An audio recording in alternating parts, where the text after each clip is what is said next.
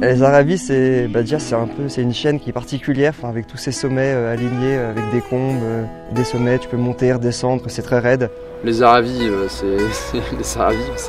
pourquoi on aime ça? C'est la maison déjà, donc je pense qu'il y a une part d'attachement qui est due au fait que c'est l'endroit où tu as grandi, où tu as fait tes premières sorties en montagne, ça c'est déjà une chose. Et puis moi je trouve que c'est quand même un massif très esthétique, hein. C'est très géométrique au final, tu as cet enchaînement de combes. Tu peux basculer d'une à l'autre. Mais surtout, je dirais s'il y a un mot pour définir, c'est sauvage.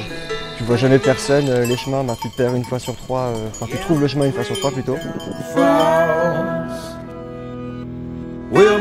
C'est vrai que dès qu'on les voit, c'est une chaîne de montagne qui a tendance à être quand même assez fascinante parce que tu as une succession d'arêtes qui est quand même vachement excitante. Tu as envie de voir ce que ça donne quand tu les montes et quand tu vas les courir. Du coup, c'est vrai que dès que tu m'as parlé de ce projet, forcément ça m'a intéressé d'aller jeter un coup d'œil puis voir ce que ça donnait.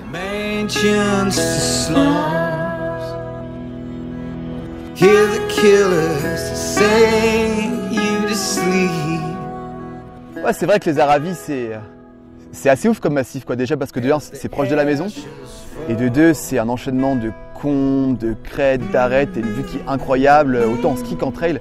Tu peux faire ce que tu veux. Je pense que c'est le paradis du montagnard. Et du coup, j'ai appelé les copains, donc François, Anto et Alex. Je leur ai dit, ouais, vous êtes chaud de traverser le sud des Aravis. Donc on part du Charvin, on va jusqu'à l'Étal, on fait tout par les crêtes. Ils m'ont tous dit oui et on est partis ensemble, quoi.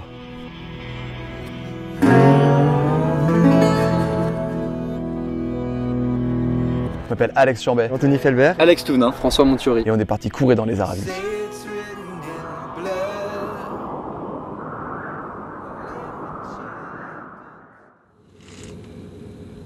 Green Sally up, a green Sally down, last done start, gotta tell the ground. Green Sally up, a green Sally down, last done start, gotta tell the ground.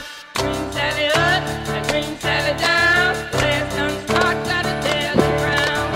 Green Sally up, a green Sally down, last done start, gotta tell the ground. Green Sally up, a green Sally down, last done start, gotta tell the ground. Sally up, a green Sally down, last done start, gotta tell the ground. Sally up, a green Sally down, last done start, gotta tell the ground. On est parti au-dessus du petit village du Bouchet-Montcharvin, sous le Mont-Charvin, donc qui est la première pointe des Aravis, côté Ugine. Et on est monté direct dans le Pentu jusqu'au sommet du Charvin.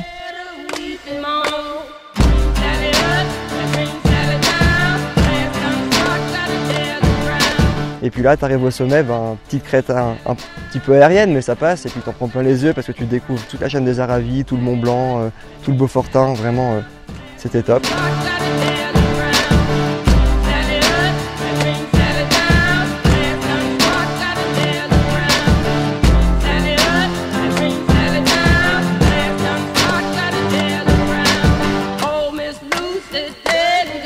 Et donc là, arrivé au sommet du Charvin, tu vois cette énorme crête qui part jusqu'à l'Étal en fait, jusque là on veut aller. Et tu te dis ouais, cette crête un petit peu engagée, quand même un petit peu aérienne, mais bon, tu prends ton temps, tranquille et ça passe.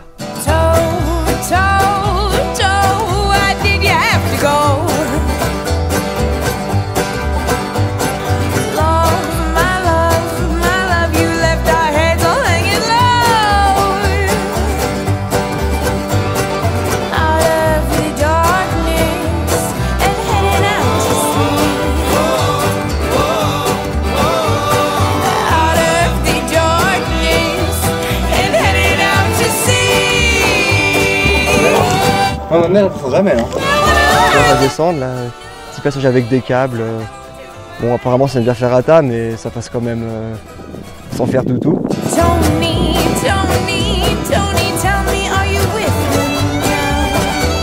On est descendu sur le lac du Charvin. Et c'est vrai qu'à ce moment-là, on avait déjà fait une bonne grosse montée, quand même pas mal de dénivelé. C'était quand même assez sec et du coup, on était un peu en manque d'eau. On a voulu recharger, on n'a pas pu parce que le lac était plus ou moins sec, enfin, c'était pas en tout cas pas buvable. Du coup on s'est dit qu'il fallait continuer et là avec le petit manque d'eau, petit coup de fatigue, du coup on a commencé la deuxième montée direction de la Gouenne. C'est quand même une grosse montée et quand tu es en bas tu te dis ok ça va être long, puis t'as les jambes qui tirent, c'est chaud, t'as le cœur. Putain, c'est bien.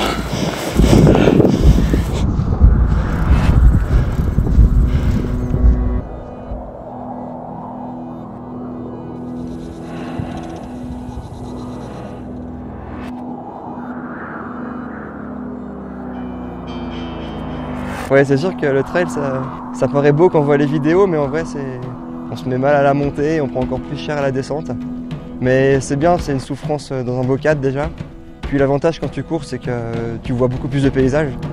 Maintenant, si tu marches, tu préfères seulement un cinquième de ce que tu peux faire en courant, alors autant courir.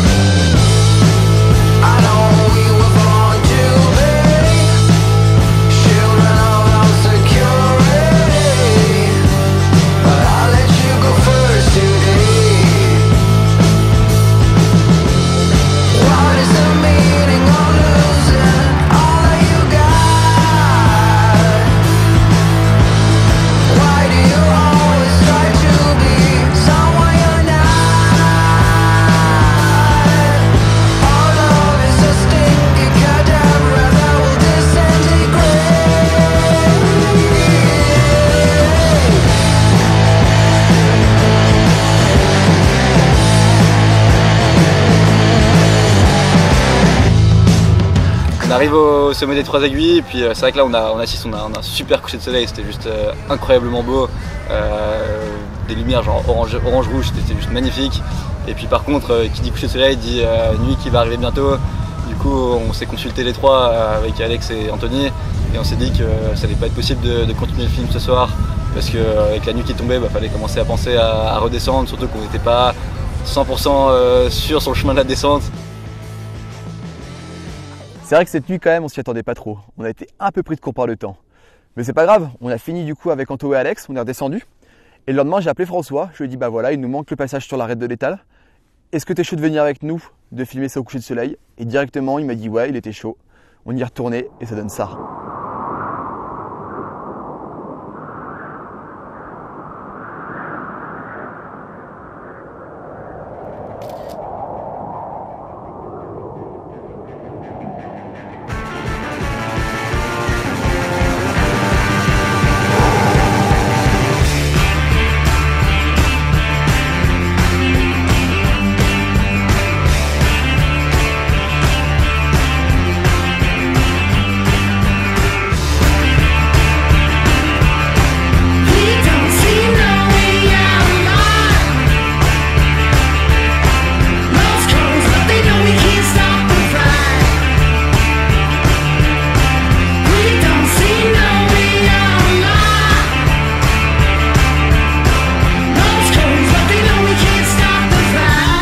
C'est vrai que l'arête de l'étal, c'est une des plus belles arêtes des Aravis et sûrement le plus beau passage pour moi entre le col des Aravis et le Charvin, donc la partie sud des Aravis. Et elle est très effilée, surtout côté Mont-Blanc, côté Beaufortin, les saisies, on a vraiment un vide qui surplombe l'arête, donc c'est assez impressionnant. Et puis après côté Tournette, c'est un peu moins impressionnant, mais ça reste très joli, ça reste un beau vide. C'est vrai que ça peut paraître bizarre de se dire pourquoi est-ce qu'il court sur cette arête alors qu'il pourrait juste marcher, c'est plus sécu. Pourquoi courir plutôt que marcher? Je pense que c'est une question qui est déjà revenue pas mal de fois, mais c'est toujours intéressant d'y répondre. Courir, c'est la liberté, quoi. Tu sens le vent sur ton visage, t'as tout qui défile un peu plus vite, ça te permet aussi de parcourir des chemins plus longs en montagne. C'est quand même cool de se dire ah ouais, dans une journée j'ai pu faire 50 km, que c'est quelque chose qu'on peut pas faire en rando au final. Mais faut pas se cacher que c'est quand même beaucoup de répétitions. Cette arête j'ai dû la faire au moins une dizaine de fois et même l'autre jour quand on allait filmer dessus j'ai refait plusieurs passages. S'il y a même une chance sur 1000 que ça foire, si je sens qu'il y a ce risque, j'y vais pas. C'est vraiment une question ouais, de feeling, de choses, c'est difficile à expliquer après. J'aime beaucoup garder en tête une citation de Whymper. En gros, je vous résume, hein. Allez en montagne, kiffez votre moment, ça y a pas de souci, mais oubliez pas qu'une milliseconde d'inattention peut vous gâcher une vie entière de bonheur. Et ça, je trouve ça super fort comme chose. Et j'essaye toujours de l'avoir en tête. Il ne faut surtout pas se faire surmonter par l'adrénaline en fait. Tu as tendance à oublier tout ce qu'il y a à l'extérieur, tout ce qu'il y a autour de toi dans ta vie. Et au final, c'est ça qui est important. C'est pas la montagne, c'est ce qu'il y a autour.